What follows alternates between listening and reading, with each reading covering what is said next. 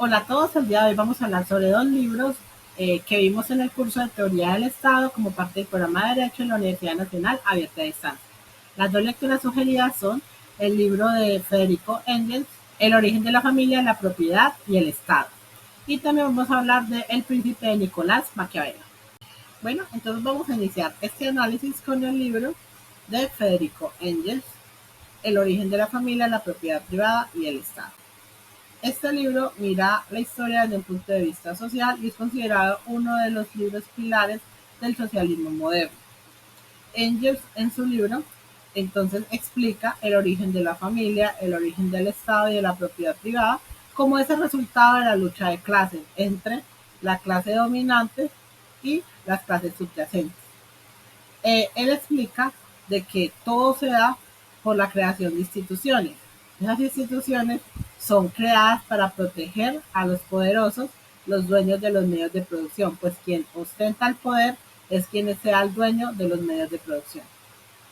Entonces la propiedad privada surge como esa forma de intercambio de bienes y servicios, pero con una finalidad económica. En sus inicios no hablábamos de propiedad privada.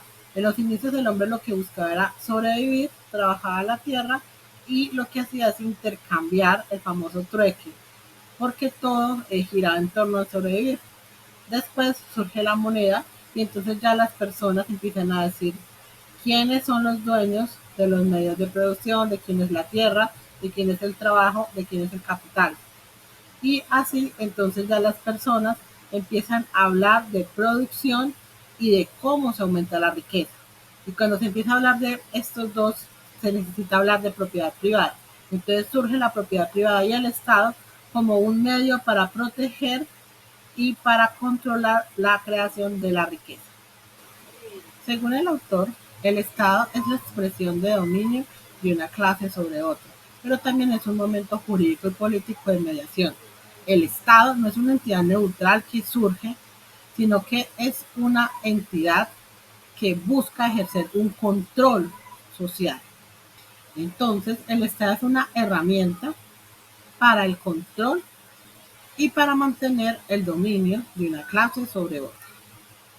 Recordemos entonces que el materialismo histórico expone que el Estado es el producto de esa lucha de clases y que ha sido irreconciliable a través de las épocas, porque cada vez quien tiene el poder pues quiere más y se abre esa brecha entre la clase trabajadora y los dueños de los medios de producción.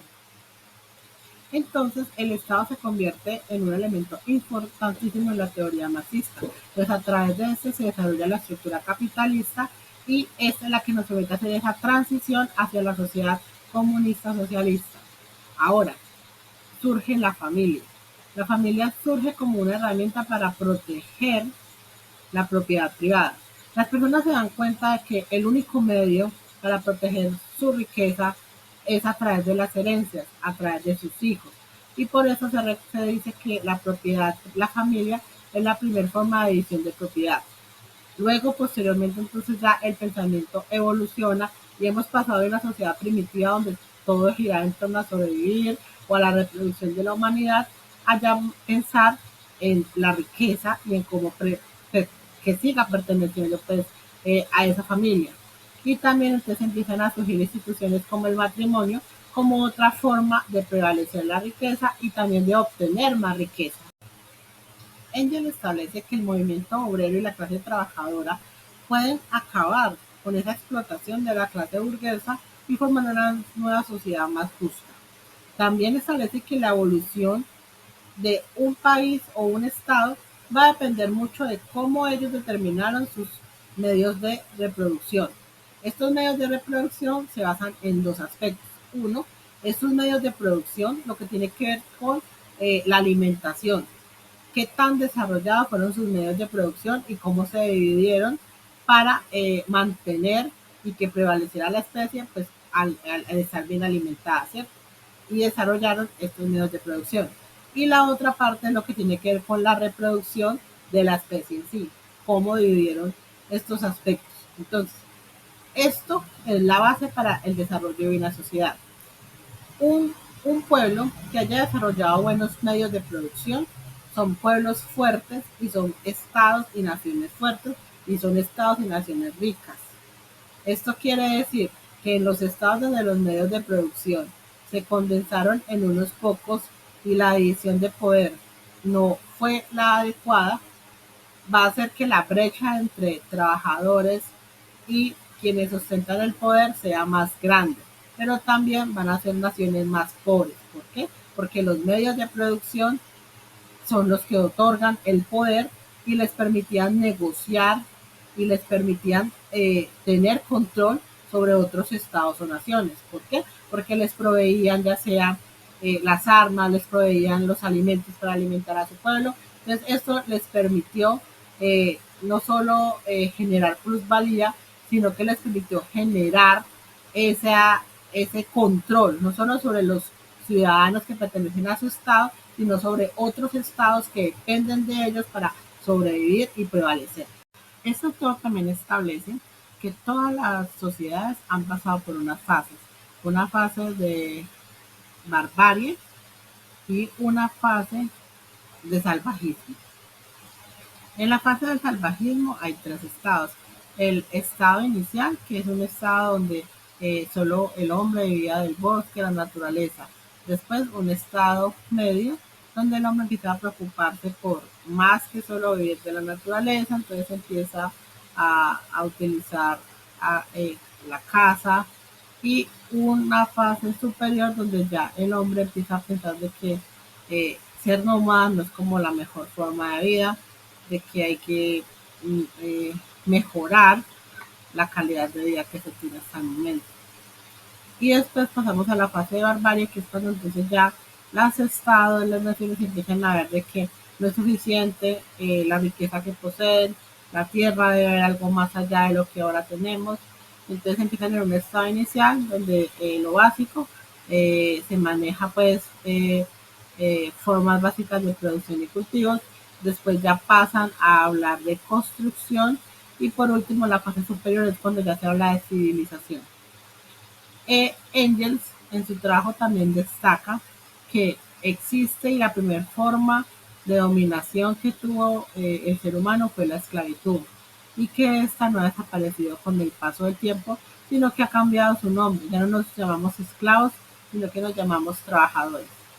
Él establece que la esclavitud ha variado y ha cambiado dependiendo la época y del estado en que se viva. Por ejemplo, cuando ya nacen las monedas, el hombre tiene que vender su fuerza de trabajo si requiere tener ese dinero, porque con ese dinero es que accede a comprar todo. Entonces hemos variado. Y con el trabajo, entonces el hombre entrega su trabajo a cambio de obtener unos beneficios y un privilegio. Entonces siempre hemos vivido en esa constante explotación del hombre por el hombre. Algo muy importante del libro es que este reconoce que la esencia de la sociedad es el Estado y que el Estado es una maquinaria utilizada para reprimir a la clase explotada y trabajadora. Este reconoce que es necesario eh, que siempre va a existir mientras hablemos de poderes, de divisiones, división del trabajo, división del capital, siempre va a existir esa lucha de clases. De hecho, en las sociedades más civilizadas hace la comparación de que existe esa enemistad entre lo urbano y lo rural, entre la clase trabajadora y la clase dueña de los medios de producción. Entonces, al hacer la analogía entre el campo y lo urbano, estipula que siempre existe esa diferencia entre clases y resalta que normalmente detrás del Estado siempre va a estar la clase dominante. Por eso es que perpetúan en el poder. Ahora vamos a hablar un poco sobre el otro libro, que es El Príncipe de Nicolás Maquiavelo. Este libro explica eh, cómo permanecer en el poder. Por ejemplo, inicia diciéndole que hay dos tipos de monarquías. Las monarquías hereditarias, que son fáciles de permanecer en el poder. ¿Por qué? Porque las personas ya lo conocen y lo aceptan. Y las monarquías mixtas, que son nuevas o viejas, y esas son más difíciles de permanecer en el poder. Para Maquiavelo, la práctica política es permanecer exitosamente en el poder. Entonces, a lo largo del libro, desarrolla ejemplos para que los monarcas entiendan cómo es este juego de tronos y qué se debe hacer para permanecer en el poder, ya que tomar las decisiones erróneas solo lo conducirán a la destrucción de su reinado. Esta obra es un tratado político que ofrece una mirada realista de la política y cuya frase más eh, reconocida es el fin justifica los medios. Para Maquiavelo, el Estado debe garantizar el poder y debe ser la máxima autoridad. Quien debe ostentar ese poder es el príncipe y los súbditos deben poder vivir en paz. El Estado debe poder garantizar las necesidades de los miembros de su nación y proveerles todo lo que ellos necesitan para vivir en paz. Por ello, el príncipe gobernante tiene como misión mantener feliz a su reino, pues de la felicidad de sus súbditos también va a cierta manera a corresponder su reinado, porque solo si su reino es fuerte, su estado va a ser fuerte. Y para que un príncipe consiga todo esto debe ser astuto, creativo, cruel cuando lo amerite. Y si requiere el engaño, debe recurrir a esto. Porque el Estado es una entidad que debe ostentar poder y autoridad. Y su finalidad es mantener la paz y el orden en la sociedad. Esta obra se centra en definir cuáles son las mejores estrategias para permanecer en el poder, dejando muy en claro que no siempre van a ser estrategias moralmente aceptadas. Y por eso no se ocupa tanto de cuestiones religiosas, morales, éticas, sino que se centra más en las mejores estrategias para permanecer en el poder. De esta manera, Maquiavelo establece que un príncipe debe hacer frente a todas las situaciones que se le presenten y saber dar vuelta a todos sus reveses, dejando muy en claro que el principal fin de la política es poder permanecer en el poder. Durante todo el libro, pues él hace diferentes analogías sobre sobre que es mejor ser amado que odiado, ser temido, ser cruel, engañar, mentir, o sea, le da todos los tips y estrategias que un monarca necesita para permanecer en el poder, pero también le dice de frente que para poder permanecer en el poder tiene que ser un poco de todo. No puede ser solo una persona buena y amada, porque entonces las personas no lo van a respetar. O sea, tiene que ser también cruel cuando tenga que serlo, despiadado cuando haya que serlo, porque se trata de jugar con todas las situaciones que se le presentan, pero también de demostrar por qué es el mejor para estar en ese poder. Si analizamos las dos obras, podemos entender que cada autor define con sus propias palabras la definición de Estado. Para Engels, perdón, el Estado es producto de la división de poderes y es una herramienta más de dominación. Para Maquiavelo, el Estado es una forma para que una persona ostente poder y autoridad. Y si miramos ambas teorías, no son tan contrapuestas. ¿Por qué? Porque si el Estado para Engels es una forma de dominación, ¿quién es el que domina?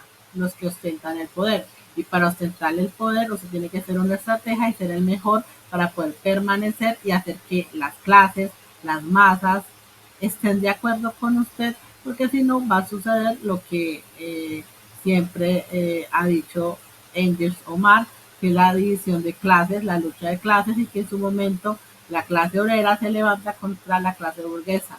Entonces, se requiere combinar ambas teorías para para hacer un gobernante tan astuto que las personas estén a gusto con esa división de poderes y de clases sociales. Ahora vamos a plantear cuál es mi concepto sobre el Estado como forma de organización en la sociedad.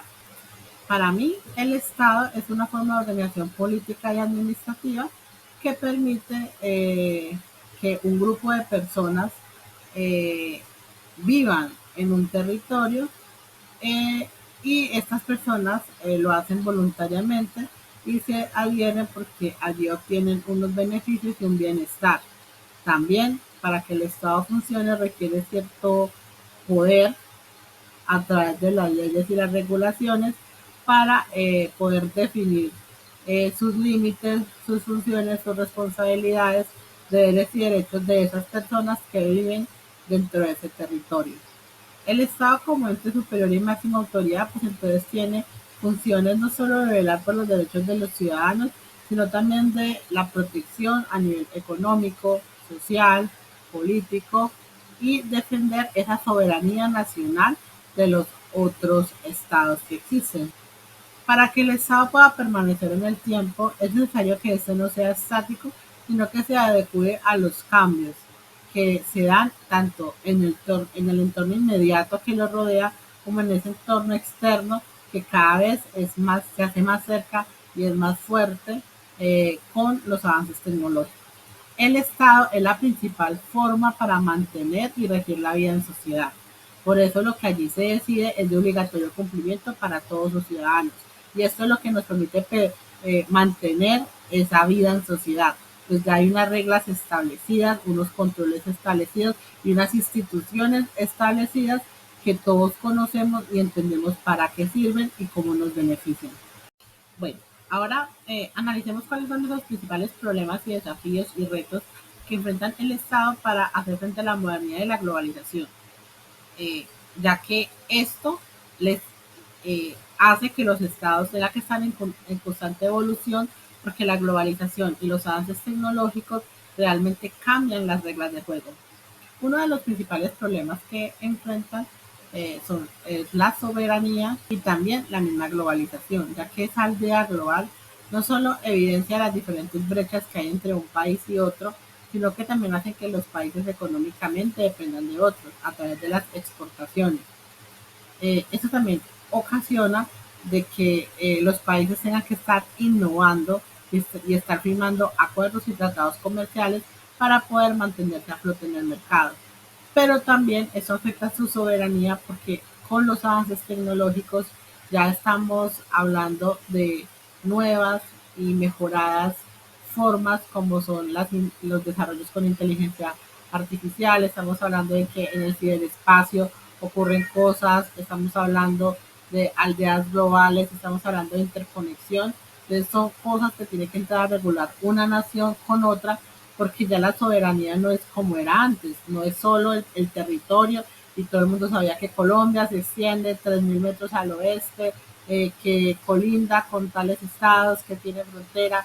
No, ya estamos hablando de un ciberespacio que también afecta la soberanía de las naciones y sobre todo de sus habitantes, que son los que se ven expuestos a este constante bombardeo y que son los principales objetivos de este tipo de delitos cuando ocurren y pues que hacen hay una regulación porque es un tema nuevo hablando de estos temas.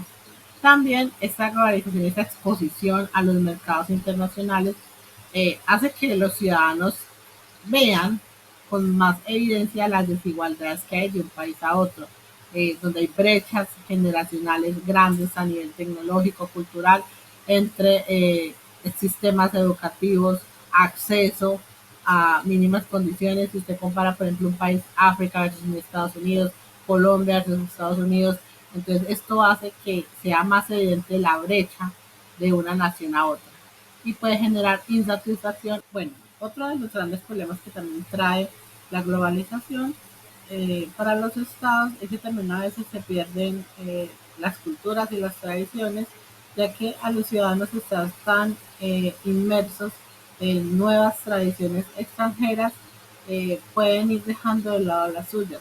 También en la parte de la tecnología se requieren nuevas regulaciones para hacer frente a todos esos desafíos que incluyen, pero como estamos hablando de espacios que no son físicos, sino son tecnológicos, se requieren regulaciones conjuntas entre las naciones. Por ello, la globalidad y la globalización ha traído consigo una serie de desafíos que hace que los estados deban reforzar sus políticas y sus funciones, ya que de la capacidad del Estado para hacer frente a todos esos desafíos va a depender la supervivencia de esa nación. Porque si un Estado no es capaz de hacer frente a esos desafíos, lo que va a ocurrir a la larga es que va a terminar siendo el títere de otra nación y volvemos otra vez a la famosa división de clases sociales, lucha de clases, la dominación del más poderoso eh, y el más débil. Bueno, eso es todo por hoy y nos vemos en una próxima oportunidad.